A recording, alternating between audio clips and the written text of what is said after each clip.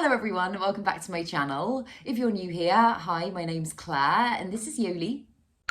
I make videos all about houseplant care, sharing tips and tricks I've learned over the years to help keep your plants happy and healthy. And you might have already seen if you watch my recent Grow Tropicals unboxing video, but I also ordered a rescue box from them and I've never done a rescue box before. I'm really intrigued to see what's inside. And to make this unboxing extra special as well, I'm going to be doing it with Sarah Gerrard Jones, aka the plant rescuer, who actually created the rescue boxes. So yes, I hope you enjoy it. Let's get into it.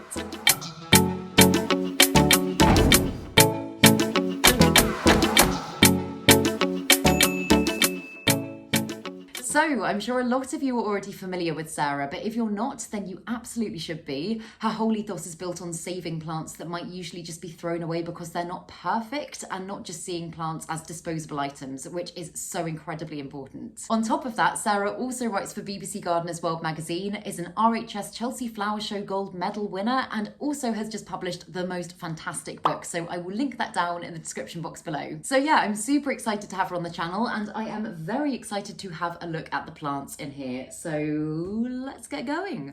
Hello, Sarah. How are you doing? I'm good. How are you? Yeah, not too bad. Not too bad. Very excited about the rescue box. It's my first rescue box. I'm so excited. And you got it from somewhere great as well. I did. I got it from Grow Tropicals, and I know, I'm sure rescue boxes vary depending on how, where you get them from, don't they? Depending on the stock. Grow Tropicals is awesome. So they are awesome. They've got great plants and really interesting plants too. So I'm excited to see what you got. Same. It says it on the side. So oh, no surprises then. A Caladium Hilo Beauty, an Allocation Nebula, and a Philodendron Tortum. Oh, I know. Have you got any of those? I have actually got a Philodendron Tortum, and depending on the state of this one, I was thinking I could potentially put them together. That's a great idea. I love that. Because I mean, it's quite like I'll open it up anyway, but it's quite a sparse plant, so I was like, maybe putting them together would make it a little bit fuller. Yeah. So you're a bit like me. In my book, I do talk about you should quarantine your plants, but in reality, I don't. Yeah, I was saying this the other day. I think when you've got lots of plants, it's so impossible. It is impossible, isn't it? I mean, look at me. Where do I quarantine plants? Exactly. And also, I have so many pests anyway, which I'm happy to admit because that is it's realistic. There isn't a pest I don't have. So what's the point in quarantining? I think if I got a plant and I saw that it was like riddled with mealybugs or something like that, I would obviously put it to one side, treat that plant, and then kind of take things a little bit easier. But it's just, I mean, I used to always be like, no, you should definitely isolate your plants. And if you've got the space to do it, amazing. But yeah, I don't know many people who are obsessed with plants that do have the space, because of course you want it to have light and, you know, you can't be sitting in a dark cupboard for a week, can it? No, exactly. But yeah, okay, I'm going to open it up. I'm really excited. So how did the rescue boxes start? So, well, I started rescuing houseplants probably about 6, 7, 8 years ago now. So I was in a local DIY shop and I came across the members of staff throwing away the orchids that had finished flowering. And I just thought that is really awful. That's really sad that these healthy plants are being binned just because they don't look perfect anymore. So I took those home and they, of course, rebloomed. And I've still got some of those now reblooming every year, sometimes twice a year. And it got me thinking about the amount of plants that are thrown away worldwide just because they don't look perfect anymore. So I compare the rescue box a little bit to the wonky veg box. Yes, absolutely. Wonky veg in the supermarket. You know, until, 5 years ago, those vegetables were thrown away, which is awful. And it's the same for plants, really. If you think about what's gone into creating those plants, you've got fossil fuels, you've got peat, you've got water, you've got energy, you've got, all these kind of things that have gone into the creation of this plant, that just when it looks less than perfect, it gets thrown away and you're wasting all of those resources, which to me is really unsustainable and we shouldn't be doing it. So yeah, I came up with the idea of the rescue box to kind of wean people off the idea of perfection. Because as you'll see probably from the plants in the box that you've received from Grow Tropicals, all they require might be a bit of water and some light, and then they'll look just as good as the perfect ones. So, yeah, I approached a lot of different retailers and, tried to sell them this idea of starting up the rescue boxes. All they have to do is join sign up with me, then they get the logo and they can then sell rescue boxes on their websites. And I've got 20 people selling them now. That's And brilliant. That's so one in brilliant. America, she's doing phenomenally well in America. And actually, the New York Times are going to cover that at the end of Fantastic. January. That's so exciting. So it is gathering momentum, and the RHS are going to be trialing them at Wisley at the end of January. So yeah, it's really gaining traction. So I couldn't be more delighted. That's so brilliant, because I mean, you're so right. There's so many places. I mean, you see it when you walk into the garden centre, the kind of save me shelf of things that often, even if the plant is looking half dead, you think, well, you can propagate that and you can get a beautiful new plant out of it. And these things just go in the bin. Joined, I'm really sorry. She always joins Zooms. I'm really sorry. That is absolutely fine. Oh my God, she's gorgeous. Oh, thank you. I've got 3 of them here, so one always joins. It's quite embarrassing. Oh, yeah, I've shut Yoli out for this video because whenever I'm doing repotting stuff or like planty stuff, she'll want to like fully join in, and sometimes she'll like get up on the table and have a little sniff, and I'm like, no, that's not good. Come on out the way. Oh my God. But yeah, let's have a look. Get into it.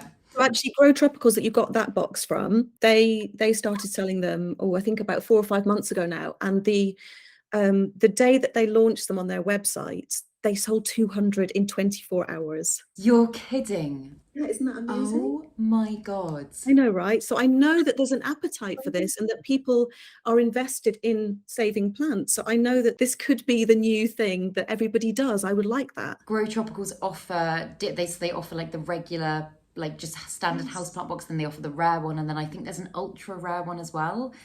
And I just they fly off the shelves as soon as they are up on the website. They go within seconds. Also, not only of saving plants, but if you are on a budget and you maybe don't have that much money, it's a way in.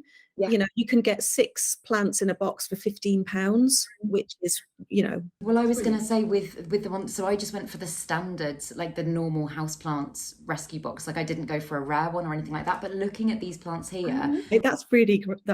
I also think because it's Grow Tropicals, like I don't really like the word rare, but like they do tend to have a bigger selection of more unusual plants that you wouldn't just be able to see in your garden centre and stuff like that. So I think for some shops, this might be considered a rare box. Yeah, it probably would be actually, but not for Grow Tropicals. Not for Grow Tropicals. Yeah. And I think, you know what, the other nice thing about the rescue box is that I think it feeds into our childlike, you know, when we went to Lucky Dips. Yes. Kind of like that. I think we really like the idea of a surprise. Absolutely. You don't know what you're going to get, which I think a lot of people like. Yeah, 100%. And 2 of these plants I don't have. And so, no, it's literally Lucky Dip is like the best way of describing it. Unboxing plants in itself is just the most exciting thing in the world. But when you don't know what they're going to be. Doubly exciting. Be jealous. I want to be opening one too. Oh, get yourself one. Invest in yourself. When Grow Tropical started selling, I tried to get one and they kept selling out. Look at those. So they look, on the whole, they actually look. I mean, that looks amazing, doesn't it? What did it say that caladium was? It is a Hilo Beauty. Wow, because I mean, it looks to me like, have you ever heard of frog in a blender? I was literally thinking the same thing. And it's funny actually, because I said recently in a video that I am not a fan of caladiums and I probably wouldn't buy one again. Right. You know what? That to me, and I know caladiums are very versatile and there's lots of different types, but that is right up my street. It's got beautiful variegation. I suppose with caladiums, a lot of people are put off because they will go dormant. Yeah. That's maybe why a lot of people think, well, I don't just want a pot hanging around for a few months with nothing in it. That's really exciting that you can, you know, you can store your pot away when it's gone dormant and then you've forgotten about it and then you find it and it can spring to life again. Yeah, definitely. Oh, whoops, that's the, I was going to say, I'll show you. This is the little Alocasia nebula, which is a little bit curly, and I'm scared of this plant because I've heard really scary things about it. What have you heard? So I was chatting to Emma, who's Good Growing. I was chatting to her about it, and she got one at the recent plant swap, and I think she said it lasted all of 3 days. And it was one that was on my wish list for a very long time, and I think I kind of bumped it down a bit because I was like, they do, from what I hear, they do that. They do that, yeah. But this is okay because it's just going dormant. Yeah, it probably is. It's got the most beautiful, I'll show the camera as well. It's got the most beautiful stem. I don't know if you can tell. Oh my gosh, wait, is that, I thought that was soil. I thought that was as well. It's almost got like purpley splashes on the stem. Wow, It's really gorgeous. that is gorgeous. I suppose a lot of people, you know, they worry about the allocaster doing that, don't they? They just have one leaf left. Yeah, But I think a lot of people don't know that they do go dormant and can come back again. 100%. The amount of times I've chopped back my Fridex and they've been kind of just a pot with soil for a while and then they bounce back. Yeah, Again, I'm sure so many people just throw them in the bin when that happens. They think, oh, well, that's that. definitely. I think the same with caladium. Yeah, they just chuck them out, Yeah, which we shouldn't be doing. definitely not. I think it's very encouraging that, I mean, at this time of year, that this caladium is still going, though. Must have been well looked after. Yeah. Well, what will you do? Will you put it under a grow light or something? I think I'll give it a good check over, but I would be tempted to put this one on my cabinet, my cabinet here, or my cabinet through in my bedroom, because it's got really high humidity, really high lights, and I feel like that's probably going to give it the best fighting chance. I don't know. I'm going to ask your opinion on all of these because I think it needs bright light, warmth, because I think both those things, if they're not there, that will signal to it to go dormant because it thinks it's wintertime, I've got to go and die back. So I think doing the opposite will definitely prolong its life for sure. But do you have room in your cabinets? That's quite a big plant. do I have room in my cabinets? Do I ever have room in my cabinets? Not really. I just kind of create room and I'll think to myself, okay, well, that one's been in there for a while and that's fairly hardy, so we'll swap that out for a while. And yeah, I can always make room. Make room. Yeah, that's a good idea, actually. That's what some people do, isn't it? They, you know, if you don't have that much window space, they kind of swap them out to keep them healthy. So you can put one next to the window for a couple of weeks and then move it back a bit and then put the other one there. It's the same for your cabinet. You're kind of giving them a little, almost like a holiday. Yeah. And they can just go and, you know, chill for a while and then, yeah. Yeah, and I've got some in that. I mean, some of them, if they come out, all of a sudden will kind of, it's almost like having to reacclimate them to the new space because they'll go, oh my God, we're used to so much light and so much humidity. What the hell's going on? But I've got some Hoyas in there that I just know if I took them out, they'd be fine. They're kind of like, oh, okay. Yeah, whatever. Yeah, Hoyas are quite kind of whatever. Do you have lots of Hoyas? I've probably got about 30 different types of Hoya. I do love them.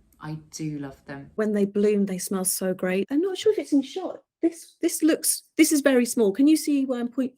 I can see where you're pointing, but I can't see what it is. Okay, so Jane Perrone gave me that cutting. Oh, amazing. And it's tiny. And one day I was passing it in, I don't know, it was late August, I think. And I could smell something and I looked up and it bloomed and it was a tiny cutting, but it must have obviously been from a mature plant, which already bloomed. So of course, I don't have Hoya, so I'd never seen one bloom before. I was just in awe.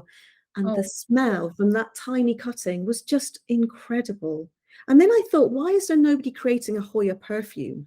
That's a very good point. You know, new idea, rescue boxes and Hoya perfume. You heard it here first. So nice having flowers through the winter, isn't it? I just did, well, I'm still writing it right now, but I'm doing a 6-part series on flowering houseplants in Gardener's World magazine. Oh my God, amazing. You know, bringing colour inside in winter, it's so important, isn't it, to lift your spirits when, like, look at it today. I know, it's grim. It's absolutely horrible out there. How long have you been doing Gardener's World magazine? The first one was out in December. Where are we now? Oh, we're only in January. Yeah. So the second one is out at the moment. So I've covered poinsettias, obviously, and Christmas cactus, of course, because I'm obsessed. Your big one is absolutely out of this world. What was that? Sorry, your big Christmas cactus. I know. Yeah, it's amazing. I'm obsessed with that plant. But you mentioned briefly about your book. Can you tell us a little bit more about your book? Because I know it's doing really well. It's done phenomenally well, and actually it's sold out of the publisher's warehouse, which I wow. Yeah.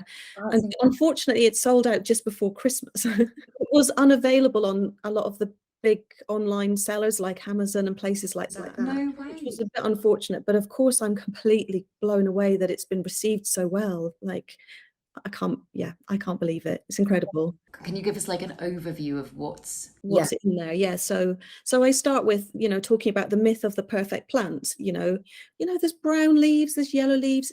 It's just the life cycle of a plant. It's just doing what it does. mm, And to kind of, hate it for doing that seems really bizarre to me.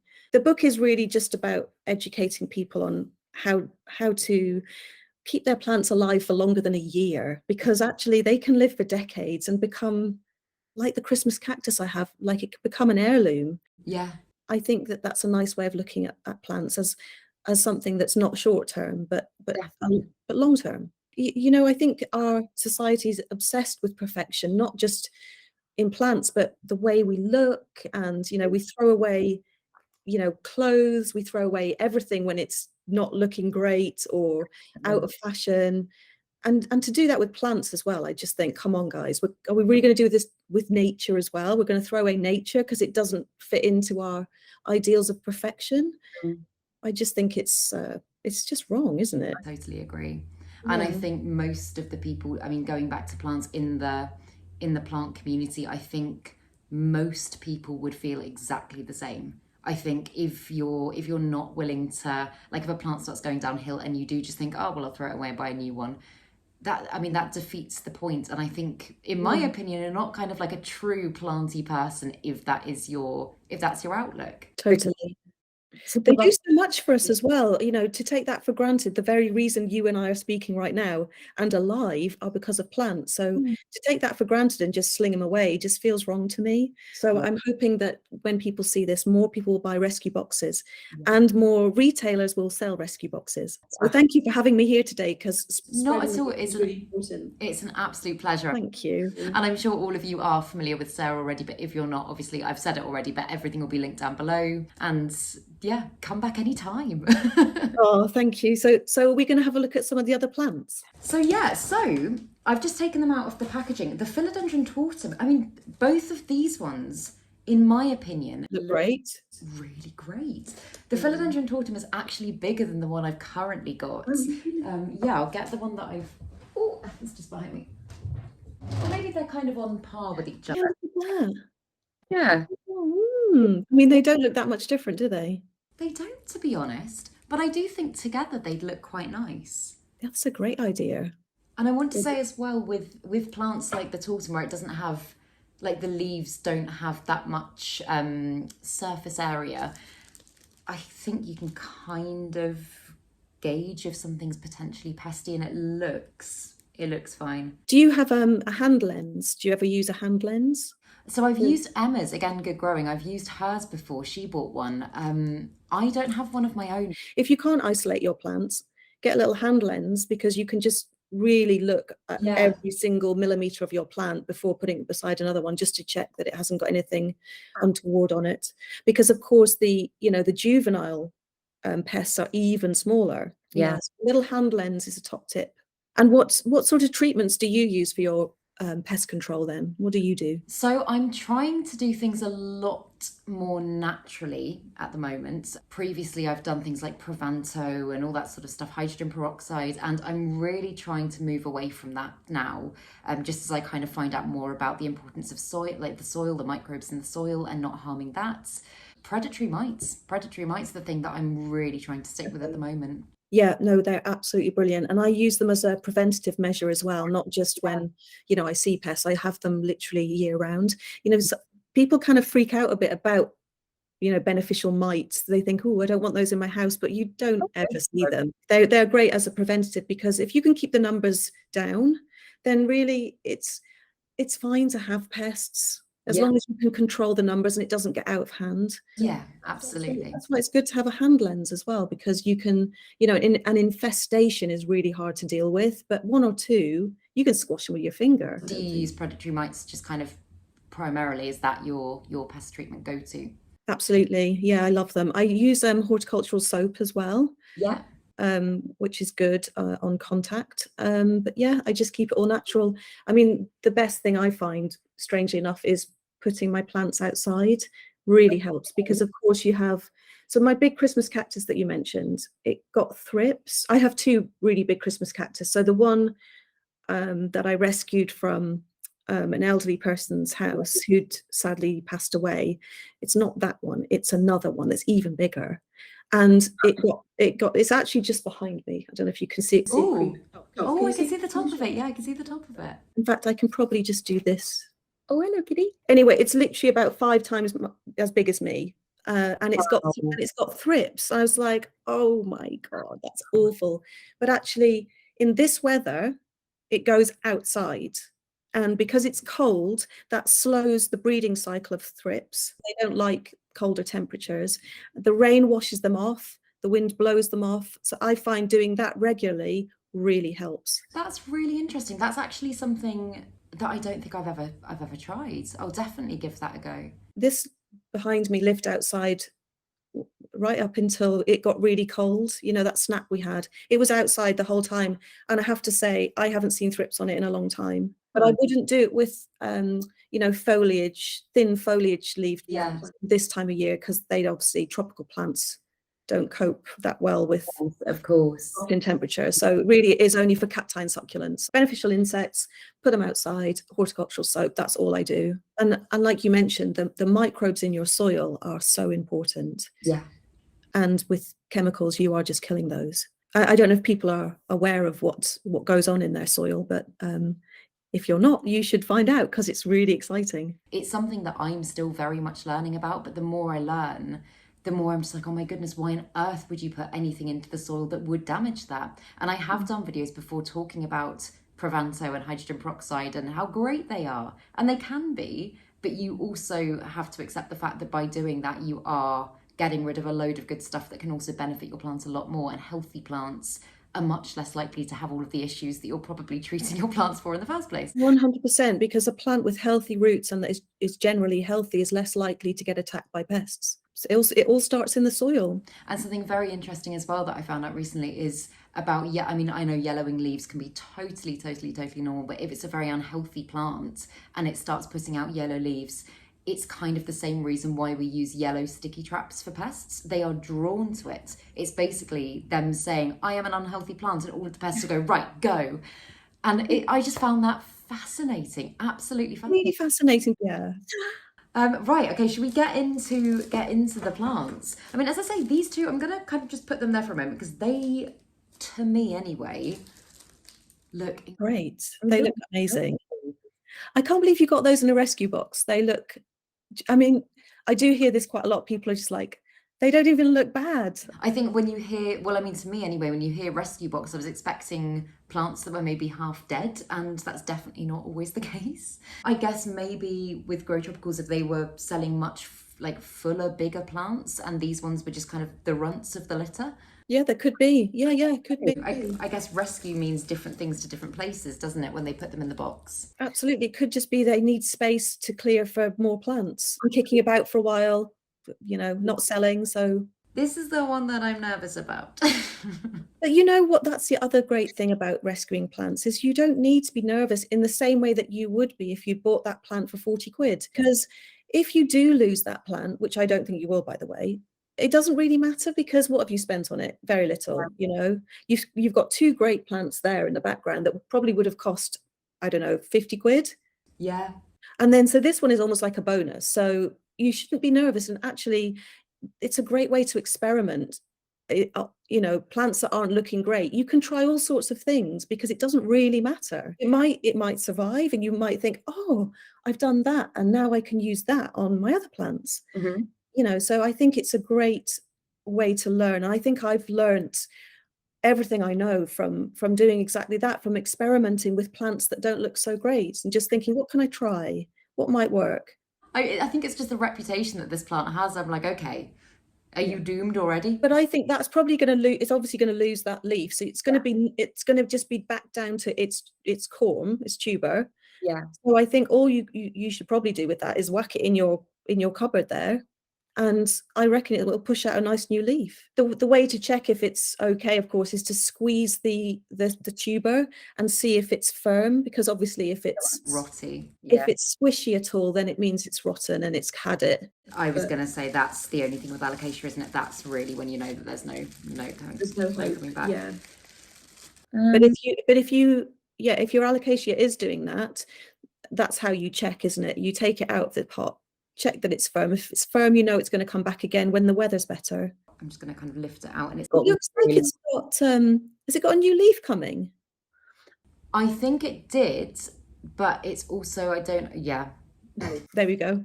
I'll show you, and then I'll show the people up here as well. Yeah, it's, and to be honest, I've had allocation. My variegated Friedek actually did that as its first new leaf. It pushed up this one that I thought was going to be beautiful, and it turned to paper very, very quickly.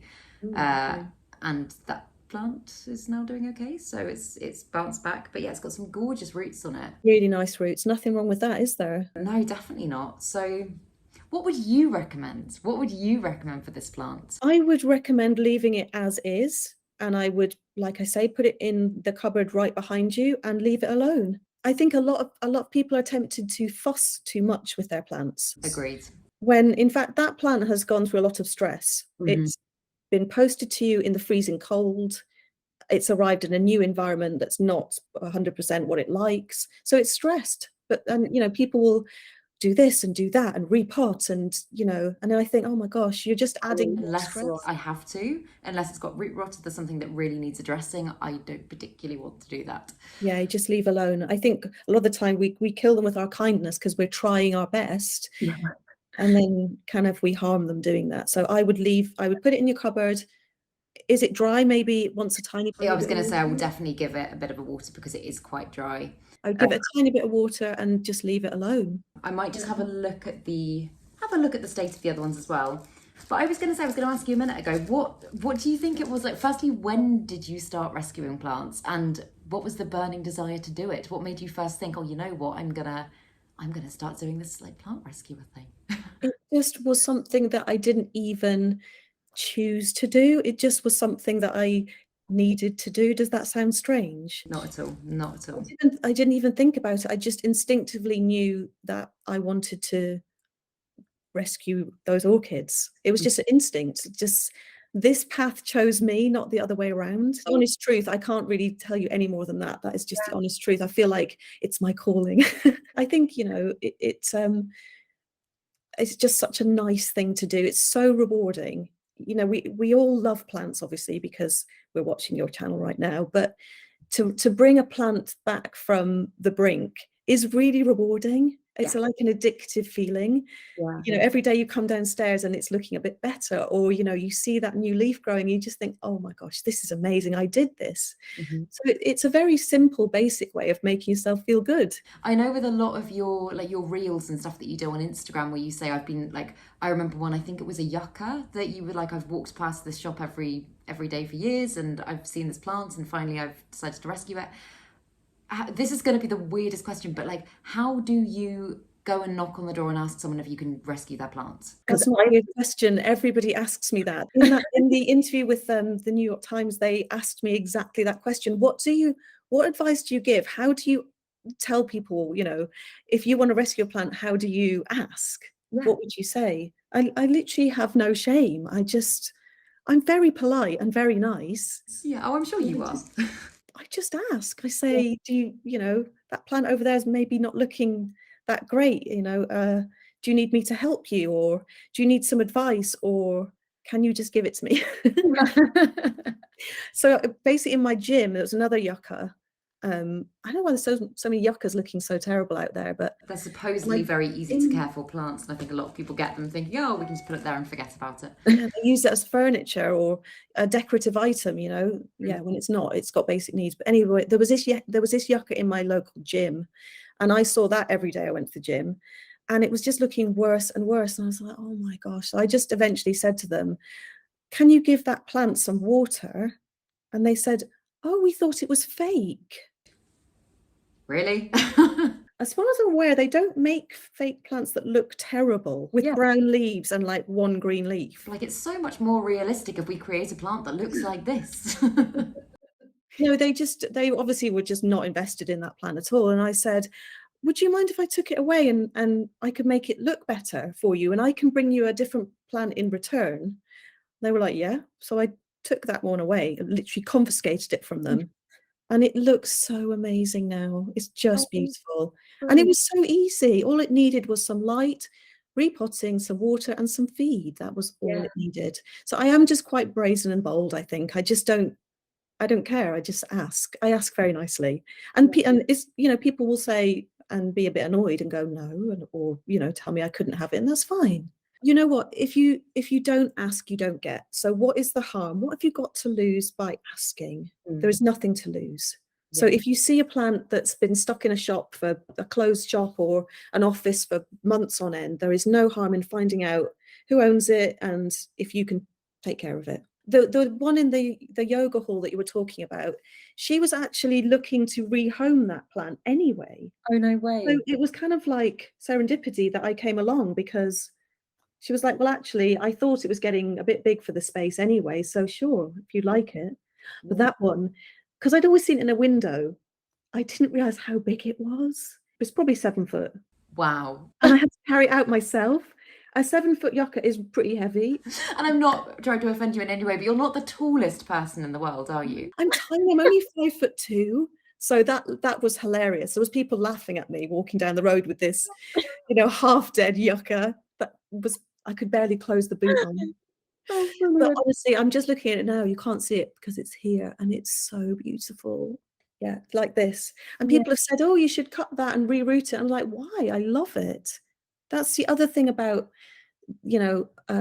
older plants, is they have so much character. You can't find that character on the shop shelves. I could happily sit here and chat planty things all day. Too. If you need me to go away now, just tell me, because I will talk all Genuinely, day. this is like my happy place right here. I was going to say I'll check the roots on this one. I'm actually not going to lift this out because it's got a very delicate stem and the soil's quite wet. But I mean, to me, I don't know what you think, but to me, this looks incredibly healthy, and I compare it to this one here and I'm like, yeah, You obviously know what you're doing with those as well, so you know exactly what you're going to do with that one. But yeah, I would I'd be really careful, because I've had one of those before, actually, from a rescue box that kind of melted because it was sat in damp soil and it ended up with no leaves. Oh god, yeah, no, we don't want, it doesn't smell rotty. I'm sure it wouldn't be, but I would perhaps get it out of there and maybe let's have a little look. Let's have a little look. Oh, I also do have a potting mat there that I'm just not using. Oh, those are some nice roots. Oh, amazing. Oh yeah, It's all going everywhere. I don't know if you can. Yeah, they look lovely. You're looking for nice, creamy coloured, firm roots. Anything that smells and is a bit mushy and a bit browny is rotting. But let's just have a look at the caladium. Again, I know these ones are so sensitive and I really don't want to mess with it, but oh, again. Yeah, lovely. Yeah, nice. So gorgeous. It looks perfect. I ask you how much you paid for that box. Was that one of their cheapest ones? I think I'll put it on the screen if I'm not correct, but I think I paid £15 for this box. I mean, that's insane. Yeah. You see, if you don't think you can afford rare or unusual plants, then you really should keep an eye out for these boxes, because it is definitely a way in. And I really want to order another rescue box like now. You're making me want to order one. In fact, that's probably I think you should. When I get off this call, is order one. When they're launched at Wisley at the RHS, I would love everybody to order a box and maybe all do it on Instagram, do an unboxing or talking about the rescue boxes on a certain day. We could even have, we've got Houseplant Day. We could even have Rescue Box Day. I think we should make that a thing. Put a comment down below if you would like to make that a thing, because I think that's genuinely a really good idea. And then you can all rescue a plant on that day. I think that's a good idea. Thank you so much. Thank you for creating the rescue boxes, and thank you so much for joining me to unbox them. It's been a lot of fun. It's been brilliant, and I literally could sit here for the next 5 hours. Yeah, me too. Thank you so much for having me. Thank you so much for coming on the channel, and yeah, let's do Rescue Box Day soon. Definitely. Bye. Bye. Bye. I really hope that you enjoyed this video. If you did, please make sure to give it a thumbs up, subscribe to my channel, have a lovely day, and I will see you in the next video.